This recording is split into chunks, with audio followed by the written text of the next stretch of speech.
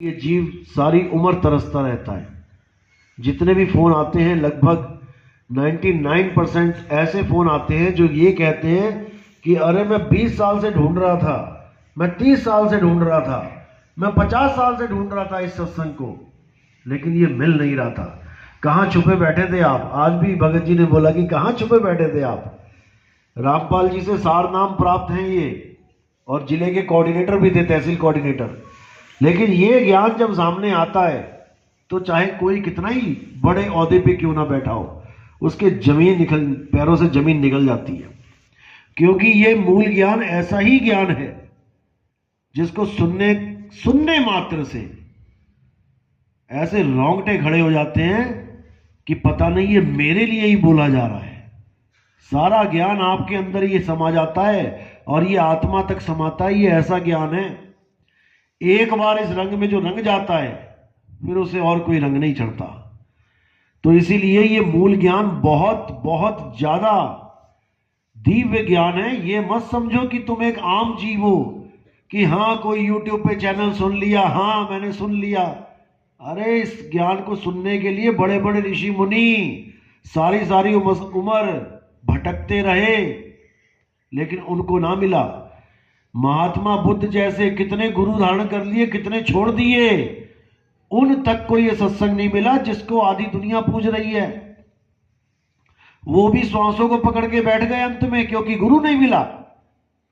तो तुम्हारी किस्मत तुम सोच भी नहीं सकते कि कैसी किस्मत लिखवा के लाए हो तुम।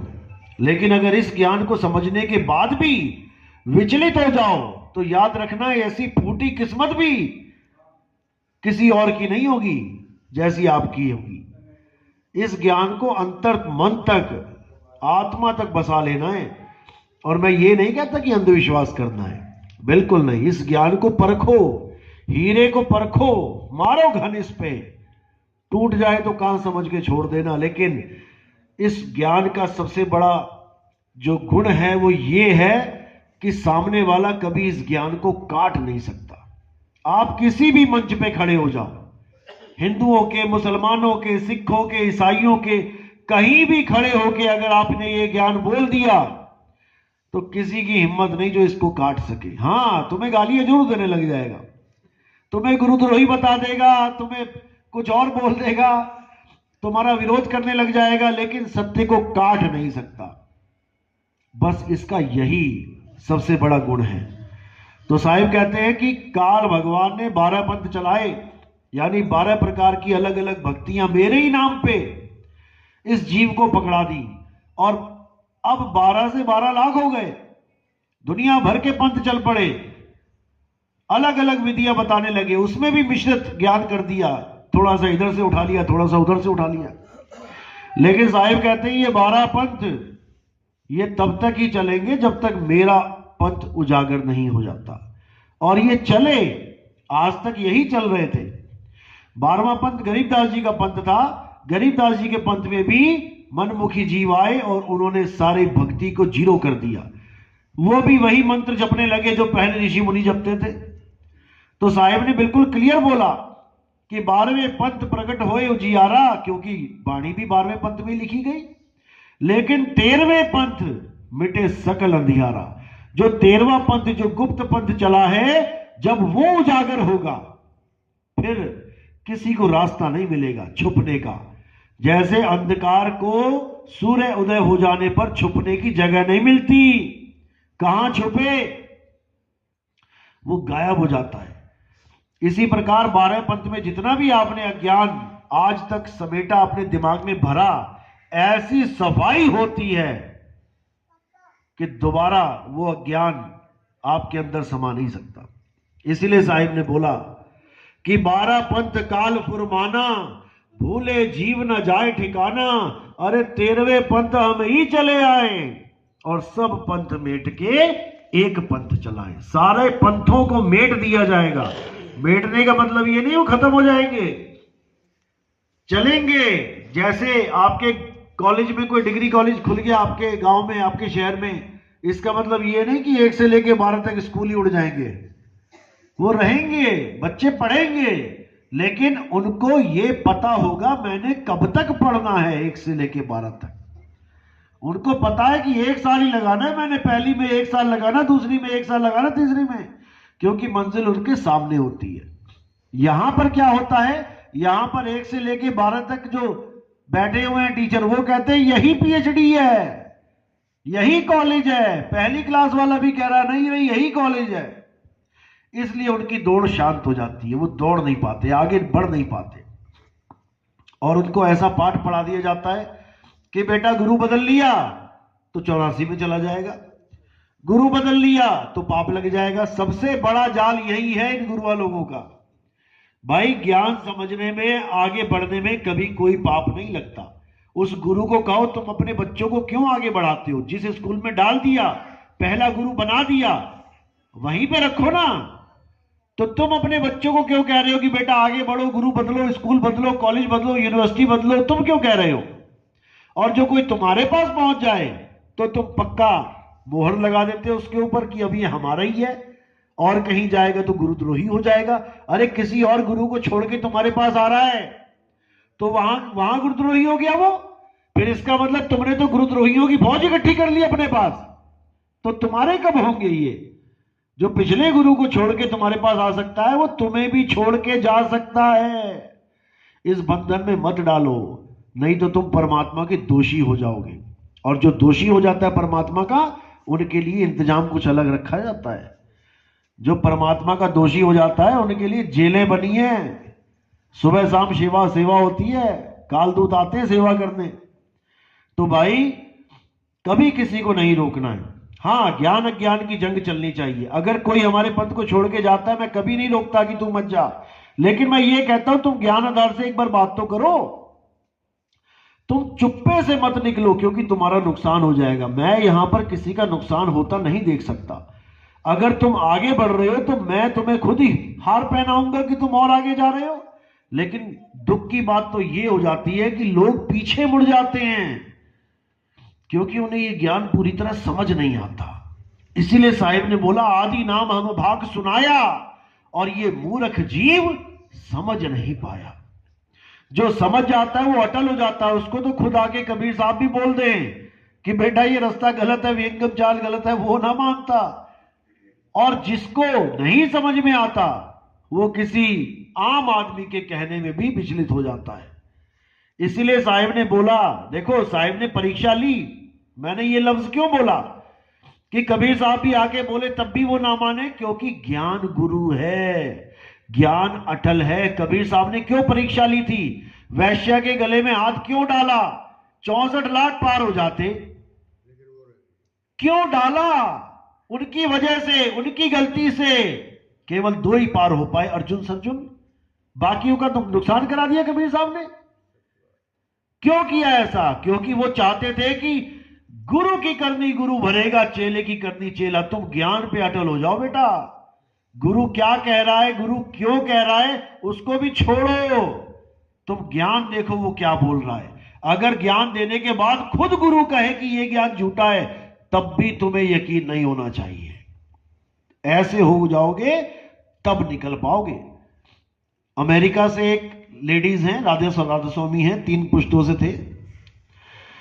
उन्होंने मुझे कहा कि आपका ज्ञान सुनते सुनते सुनते ऐसा दिमाग में फिट हो गया है कि अगर अब आप भी कहोगे ना कि ये रास्ता गलत है तो मैं नहीं मानूंगी। मैंने कहा फिर तू ही पहुंचेगी, पहुंचेगी भी तू ही। फिर आ रही है वो कल मिलने। तो कहने का मतलब यही है कि ज्ञान को समझना है। ज्ञान ही गुरु है, ज्ञान ही तुम्हें बचाता है। तुमने गलती से जहर खा लिया, अब क्या करोगे? अगर तुम्हें ज्ञान है कि इस जहर खाने के बाद क्या ले लेना चाहिए, क्या खाना चाहिए, उल्टी करनी चाहिए कि क्या दवाई लेनी चाहिए, तो तुम बच जाओगे। तुम्हें ज्ञान नहीं तो मारे जाओगे, भले वहां कोई ना खड़ा हो। इसी प्रकार अगर अकेला अनपढ़ आदमी भी है, कोई शीशी ऐसी उठा ली जिसमें जहर है और वो दवाई समझ के पीने लगेगा, तो उस पर जो मार्का होता है जहर का, अगर वो लगा हुआ है तब भी उसे ज्ञान हो जाएगा। उसको पता लग जाएगा कि ये मार्का जहर का है, तो ज्ञान ही उसको बचा लेगा। लेकिन लोग गलती से गुरु के पीछे लग जाते हैं। लगो गुरु के पीछे, मैं ये नहीं कह रहा गुरु के पीछे ना लगो, क्योंकि ज्ञान तो गुरु ही देगा, लेकिन गुरु के शरीर के पीछे नहीं लगना है। याद रखना, जो गुरु के शरीर के पीछे लग गया फिर वो शरीरों से मुक्त नहीं हो सकता।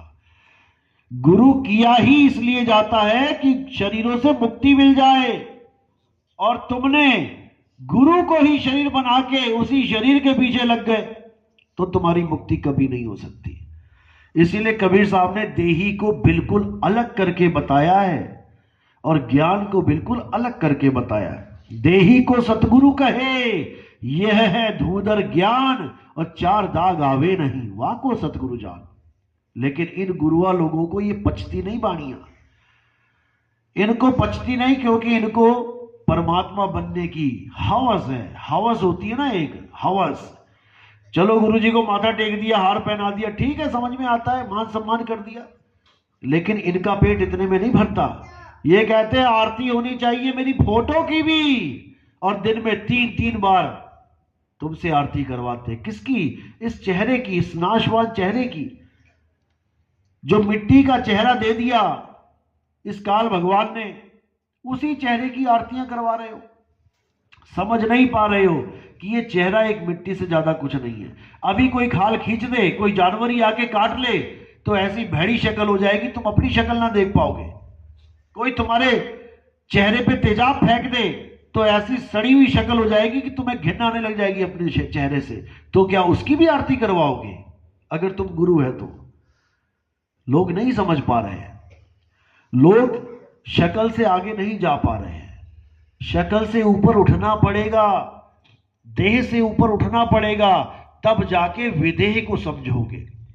विदेह यानी आत्मा, आत्मा ही विदेह है और शब्द ही आत्मा है, शब्द विदेह। इसको समझाने के लिए इतने बड़े बड़े ग्रंथ रच डाले, लेकिन ये जीव नहीं समझ पाया। इसीलिए बोला शब्द शब्द सब कोई कहे, और वह तो शब्द विदेह, और जीवा पे आवे नहीं, निरख परख कर ले। वो जीभ पे नहीं आता, ये आत्मा जीभ पे नहीं आती। इस आत्मा के द्वारा सारा ज्ञान इस दुनिया में प्रचारित होता है, लेकिन ये जीभ पे नहीं आती। इसके कारण जीभ चलती है, इसके कारण मुंह चलता है, इसके कारण सारे शब्द अक्षर निकलते हैं, लेकिन ये समझ नहीं पाता जीव कि ये मेरे ही द्वारा सारे अक्षर बनाए जा रहे हैं, और इन्हीं शब्दों में उलझ के रह जाता है। लेकिन साहिब ने इसमें भी कोई कसम नहीं छोड़ी समझाने में। साहिब कहते हैं हम हैं शब्द शब्द हम माही, शब्द से भिन्न और कछु नहीं। तो जो शब्द है वो हमारी आत्मा है, और जितने भी 52 अक्षरी शब्द हैं ये सब हमसे ही उत्पन्न हो रहे हैं, हम ही बना रहे हैं, लेकिन हमें समझ में नहीं आ रहा। तो सारा भेद शब्द का ही है। साहिब के आने का मकसद भी शब्द का ही ज्ञान देना था। शब्द शब्द बहु अंतरे, सार शब्द मत लीजिए, कहें कबीर जहां सार शब्द नहीं, दृग जीवन सो जीजे। कबीर साहब के आने से पहले भी बहुत से शब्द थे, कोई ये नहीं कि कबीर साहब ने आके शब्द का ज्ञान दिया। शब्द बहुत से थे, शुरू से अंत तक शब्द ही चल रहे थे, लेकिन कबीर साहब को इस दुनिया में आना पड़ा केवल शब्दों को खत्म करने के लिए, इन शब्दों के जापों को खत्म करने के लिए। इन्हीं शब्दों की वजह से, इन्हीं मंत्रों की वजह से हमें बार बार 184 में जाना पड़ रहा है। राम नाम हम इसलिए जपना चाहते थे कि हमें मुक्ति मिले, लेकिन राम नाम ही बंधन का कारण बन गया। इसीलिए नानक साहब ने बोला राम राम करता जग फिरे, राम ना पाया जाए। जब राम राम करता जग फिरे, राम ना पाया जाए तो फिर और क्या मिलेगा? राम राम करने से राम नहीं मिला तो और क्या मिलेगा? 84 मिलेगी, क्योंकि कहीं तो रहना पड़ेगा, कहीं तो जाना पड़ेगा। एक ऋषि था, वो भी राम राम करता था, उसने हिरण पाल लिया, हिरण पाल लिया तो उससे मोह पड़ गया। अंत समय में जाते जाते उसका ध्यान हिरण में अटक गया, और राम राम की जितनी कमाई थी वो झूठी पड़ गई, और जो अंत मता सो गता वो लागू हो गया, और उसको हिरण की जून में जाना पड़ा। तो सोचो तुमने क्या क्या पाल रखा है। तुमने कुत्ते पाल रखे हैं। अगर असली राम नहीं मिला तो फिर इसमें जाना पड़ेगा। बच्चा खाना ना खाए चलता है, कुत्ता खाना ना खाए ना, रात भर बातें चलती है, सुबह डॉक्टर के पास लेके चलेंगे इसको, क्योंकि बच्चों से भी प्यारा हो गया है कुत्ता। तो कहां सूरत फंसी है? अरे सूरत फंसी संसार में और ता से पड़ गई दूर। सूरत बाद स्थिर करो, आठों पहर हुजूर। कहां स्थिर करो? कुत्ते में, अपनी आत्मा में। लेकिन लोगों ने अज्ञानतावश दुनियावी चीजों में सूरत इकट्ठी कर रखी है। कोई सोच रहा मैं अपने पति के बिना नहीं रह सकती, कोई सोच रहा मैं अपने बच्चों के बिना नहीं रह सकती, कोई कह रहा मैं अपनी मां के बिना नहीं रह सकता। ये सारी सूरत कहां लगी है? ये इन्हीं रिश्ते नातों में लगी है। किसी को मां प्यारी, किसी को मौसी, इसी में उलझे पड़े हैं। लेकिन अब जब ये मूल ज्ञान का उजागर हो गया है, अब हमने अपनी सूरत को अपनी आत्मा में स्थित करना है।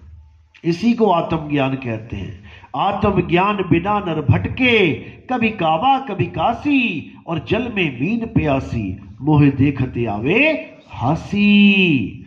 बस अपनी आत्मा में स्थित करना है। तुम्हें तुम्हारा परमात्मा तुम्हारी आत्मा में विराजमान मिलेगा। जिसको नानक साहब ने बोला, अरे झांकी देख कबीर की। कबीर यानी आत्मा, आत्मदेव। अरे झांकी देख कबीर की, और नानक कीती वाह, और वाह से खन के गल पड़ी, और कौन छुड़ावे ता। नानक साहब ने वाह वाह किया था क्योंकि उन्हें उस आत्मा का आनंद मिला। लेकिन यहां बिना आनंद के ही लोग वाह वाह कर रहे हैं। दिक्कत ये है, तो वो वाह उनके गल पड़ गई है। अब उनको कैसे छूटे वो वाह? वो छूटेगी सार वस्तु से। एक छुड़ाए एक लखाए, वो तब छूटेगी, तब ये ज्ञान समझ में आएगा और 52 अक्षरों से मेरे सिख भाइयों का पीछा छूटेगा। नहीं तो सारे ही लगे हुए हैं 52 अक्षरों में, और बाणी भी पढ़ रहे हैं कि 52 अक्षर लोक तरह सब कुछ इन्हीं माही, ये आखर खिर जाएंगे। वो आखर इनमें ना ही पढ़ भी रहे हैं सुबह शाम, लेकिन समझ नहीं पा रहे। इसी को साहिब ने फिर बोला कि 52 अक्षर जोरे आन, सकिया ना अक्षर एक पहचान। वो एक अक्षर जब समझ में आ गया तो ये 52 अक्षरों की डोरी अपने आप ही खत्म हो जाती है, छूट जाती है, गुरु छुड़वा देता है। इसलिए नानक साहब ने बोला, जे तू पढ़िया पंडित, बिन 2 अक्षर 2 नामा, प्रणवत नानक एक लगाए, जे कर सच समावा। कि अगर इन 2 अक्षरों में से तुझे ऐसा गुरु मिल गया जो एक नकली अक्षर को छुड़वा दे, तो जो एक अक्षर बचा उसी से तेरा कल्याण हो जाएगा। उसी एक अक्षर के लिए क्या बोला? नहीं कबीर नहीं धर्मदासा, अक्षर एक सब घट ही निवासा, वाही सो सतपुरुष कहिए, आदि अंत अक्षर गह रहिए। कितना क्लियर है। एक ही अक्षर से तुम्हारी कहानी सुधर जाएगी, लेकिन तुम एक अक्षर को ना जानकर ये दुनिया भर के अक्षर पकड़ के बैठ गए। दुनिया भर के अक्षरों से दुनिया भर के नाम बना के बैठ गए। तो साहिब कह रहे, अरे एक तो छोड़, कोटि नाम संसार में, इनसे मुक्ति ना होए। क्यों? ये सब 52 अक्षरी नाम है। कोटि नाम संसार में, इनसे मुक्ति ना होए। गुप्त नाम सतपुरुष का, पूजे बिरला कोई। वो कोई बिरला ही पूछता है, क्योंकि ये सारे 52 अक्षर नकली हैं। जिसको गुरु ग्रंथ साहब ने बोला 52 अक्षर जोरे आन, ये नकली माल जोड़ लिया तुमने। और सक्याना अक्षर एक पहचान, उस अक्षर अविनाशी आत्मा को नहीं जान पाए, जिसके लिए बोला आत्म वही राम, राम वही आत्म। कहीं दूर नहीं है भाई, तुम्हारे पास ही है। और ये नकली अक्षरों के लिए क्या बोला? कृत्रिम नाम कथे तेरे जिहिबा, सत्य नाम तेरा परा पुरबला। परा और पुरबला, पुरबला यानी कहते हैं मेरे जागे रे पुरबले भाग, यानी पुराने से पुराना। परा यानी प्रकृति से परे, वो सतनाम है। और वो कुछ और नहीं है, वो आत्मदेव है। जिसकी महिमा हर ग्रंथ में गाई गई है। कृष्ण जी ने तो इतना समझाया अर्जुन को, लेकिन वो समझ नहीं पाया। कितना समझाया, हे अर्जुन, जो आत्मा में संतुष्ट रहते हैं, जो आत्मा में रमण करते हैं, उनके लिए कोई धर्म कर्तव्य लागू ही नहीं होता। वो किसी अन्य जीव पर निर्भर भी नहीं रह जाते, वो अपने आप में स्वरूप सिद्ध हो जाते हैं। अब इससे ज्यादा क्या बोले कोई, लेकिन समझने वाले समझ ही नहीं पाए। यहां तक बोल दिया जो देवी देवताओं की पूजा करते हैं वो अधम हैं, वो मूर्ख है, अल्प बुद्धि है। अब इससे ज्यादा कोई क्या बोले। लोग समझते हैं कि हम हिंदू धर्म के खिलाफ बोल रहे हैं। अरे भाई, गीता पढ़ो, अध्याय 7 पढ़ो, उसमें यह बोला है कि देवी देवताओं की पूजा नहीं करनी है, लेकिन फिर भी यह बोला कि अगर कोई देवी देवताओं की पूजा करना चाहे तो उसके मन को स्थित भी मैं ही करता हूं। क्यों? इसी को देख देख के, इसी को दोहे को उठा उठा के लोग कह रहे हैं कि देखो बोला गया है कि मैं ही पूजा करवाता हूं देवताओं की। अरे भाई, ऐसा भाव नहीं है उसका। उसका भाव यह है कि जिसको सत्य तक अभी नहीं पहुंच पा रहा है, विवेक नहीं है, कम से कम देवी देवता को तो पूज रहा है, भले गलत कर रहा है, लेकिन भाव तो मेरे लिए है ना, चाहता तो परमात्मा को ही है। गलती से किसी और को पकड़ लिया, गलती से तुम्हारी दिल्ली से मुंबई की ट्रेन छूट गई तो तुम कुछ तो पकड़ रहे हो, रिक्शा ही पकड़ लो, चाहे थोड़ा सा आगे तो बढ़ रहे हो। तो तुम्हें पहुंचाने वाला जब मिल जाएगा तो इसको छुड़वा देगा। इसलिए 100 गलत काम करने से अच्छा एक मंदिर जाना है। क्यों नहीं जाना है? यह भी रास्ता ही है, यह भी पड़ाव ही है। यहीं से धीरे धीरे धीरे करते करते हम मंजिल तक पहुंचेंगे। इसलिए यह भी बुरा नहीं है। कोई मस्जिद जाना चाहता है, बहुत अच्छी तरह शौक से जाए, पढ़े, देखे अल्लाह ने क्या क्या फरमान किया है, अच्छी बात है, समझे। लेकिन कोई कहे कि मस्जिद जाने से, मंदिर जाने से अल्लाह मिल जाएगा, रब मिल जाएगा, नहीं मिलेगा। वहां तो पढ़ाई करवाई जा रही है, जैसे स्कूलों में पढ़ाई करवाई जाती है। कोई कहे स्कूलों में ही नौकरी मिल जाए सबको, टीचर की बात अलग है, पीएन की बात अलग है। कहे कि स्कूल में पढ़ाई भी करें और साथ में कमाई भी करें, तो ऐसा नहीं होता भाई। स्कूलों में पढ़ाई होती है और बाहर पूरी दुनिया खाली पड़ी है नौकरी करने के लिए। इसी प्रकार मस्जिद, मंदिर, गुरुद्वारों में आपको ज्ञान मिलता है, लेकिन परमात्मा आपको आपके घर में मिलेगा। याद रखना इस बात को। क्यों? क्योंकि वो आपसे जुदा ही नहीं है। आप घर में जाके बैठोगे, वो आपके पास ही है। हृदय नाम ध्याओ, घर बैठे प्रभु पाओ। बिल्कुल क्लियर है, कहीं जाने की जरूरत नहीं है। बस अपने आत्मा को खोजना है। मुझ को कहां ढूंढे रे बंदे, मैं तो तेरे पास में। बस इन गुरुओं से यही पूछ लो कि वो पास में जगह है कहां। अभी दूध का दूध, पानी का पानी हो जाएगा। वो पास में कहां है, बस कहानी खत्म। और बाणी ये रोज गाएंगे आरतियों में। तो कह रहे नाम है जप में, नाम है तप में, ना एकांत निवास में, और खोजी हो तुरंत मिल जाऊं एक पल की तलाश में। एक पल में भेद पता लग जाता है, मेरा परमात्मा कहां है। उसके बाद आपकी कमाई शुरू होती है। यानी आपको बताने वाले ने बता दिया कि इसके नीचे पानी है, केवल बताने से मिल जाएगा क्या पानी? उसके बाद खुदाई शुरू होती है। कोई पहाड़ पे खड़ा होकर पूछ रहा था पानी कहां है, तो पहले उसे पहाड़ ही खोदना पड़ेगा पूरा। यानी अपने अपने संस्कार होते हैं। किसी की सूरत बहुत कम भटक रही है, किसी की बहुत ज्यादा भटक रही है। कोई अपने परिवार से इतना इमोशनल टच है कि हल्का सा कुछ होता है और उसकी सूरत बिखर जाती है, उसको टाइम लगेगा भाई। और कोई ऐसा है जिसको कोई फर्क ही नहीं पड़ता, जो आया ही परमात्मा के लिए, उसकी सूरत जल्दी लगेगी। ये सब अपने अपने संस्कार है, मालिक की दया है। दया तो उसकी सब पे बरस रही है, लेकिन तुम्हारा बर्तन ही उल्टा है तो दया भी क्या करेगी। बारिश हो रही है लेकिन मटका ही उल्टा कर रखा है। अब इसको जब घुमाओगे तो समझ में आएगा। तो कहते हैं उलट समानी आप में प्रगटी ज्योत अनंत, साहिब सेवक एक संग खेले सदा बसंत। फिर ऐसा बसंत होएगा, फिर पतझड़ होगी नहीं, लेकिन तब होगी जब उसकी दया होगी। इसलिए आपने विवेक लगा के ये देखना है कि मैंने जो रास्ता चुना है वो सही है या नहीं। इससे ज्यादा आपने कुछ नहीं करना है। उसके बाद तो बस मालिक पे विश्वास करो और चल पड़ो। कहे कबीर सुनो भाई साधो, मैं तो हूं विश्वास में। कितने साल के लिए विश्वास रखना है?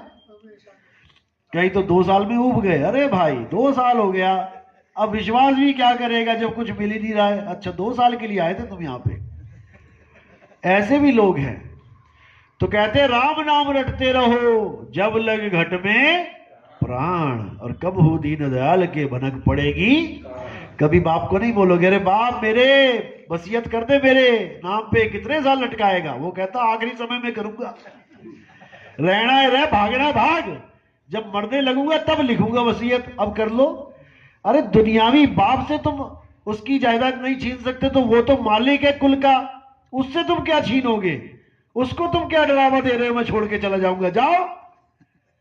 अरे द्वार धनी के पड़े रहो और धक्का धनी का खाओ, कब हूं धनी निवाजी हैं जो दर छाड़ना। तो बाप के पैर दबाते रहोगे तो अंत समय में भी अंगूठा लगा के चला जाएगा तुम्हारे नाम पे, करोड़पति हो जाओगे बैठे बैठाए, नहीं तो 200-300 कमाते रहो रोज के। तो बात इतनी सी है भाई, उस पर विश्वास करना है तो अटल विश्वास करना है।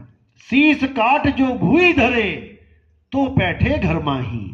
इस घर में आने का फार्मूला यही है, उसूल यही है। आना कबीर पंथ में खाला का घर नहीं। मौसी क्या नहीं जा रहे हो, ये आए नाम लिए और साल में कहो जी बोर हो गए जी, कुछ होता तो है नहीं। तो भाई ये सब मालिक की दया पे होता है। पात्र बनो, सुपात्र बनो। अभी पूछो कितनी देर भजन करते हो? अरे भजन तो मैं कर नहीं पाता, लेकिन 3 साल हो गए नाम लिए, मैं बैठ तो पाता नहीं हूं। सूरत मेरी फंसी हुई है संसार में, विकार दुनिया भर के हैं, लेकिन मालिक का दोष है, परमात्मा का दोष है, आपका दोष है, मुझे परमात्मा नहीं मिल रहा। ऐसा नहीं होता है। मारी थी लागी नहीं भक्ख नाल में फूक, और गुरु बेचारा क्या करे जो चेले में है चूक। बात इतनी सी है, अगर तुम में इतने गट्स नहीं है कि तुम कुछ ऐसा कर पाओ, तो कम से कम शांति तो बनाए रखो, धीरज तो रखो, विश्वास रखो। अगर उसने बाह पकड़ाई है तो वो खींचेगा भी, वो डूबने नहीं देगा। मेरे सतगुरु पकड़ी बाह, नहीं तो मैं बह जाता। तुम्हें सोचो कहां से निकाल के कहां खड़ा कर दिया। अगर ना तुम्हारे ऊपर उसकी दृष्टि होती, तुम्हें निकालता वो। अगर तुम्हें निकाला है तो इसका मतलब तुम नजर में हो उसकी, वो तुम्हें लेके जाएगा। ऐसा हो नहीं सकता कि वो तुम्हें छोड़ जाए। चलो आज का सत्संग यही समाप्त करते हैं। जो नाम दीक्षा वाले हाथ खड़ा कर दे, वो प्रथम दीक्षा वाले